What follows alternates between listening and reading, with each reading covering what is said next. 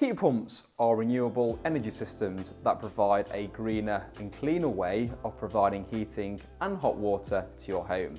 These radiators might not feel as hot as those heated by a gas boiler, but that's completely normal.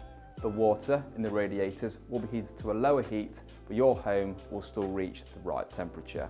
Heat pumps run steadily at a lower temperature, so when you adjust your thermostat, give us at least 20 minutes to reach the new setting.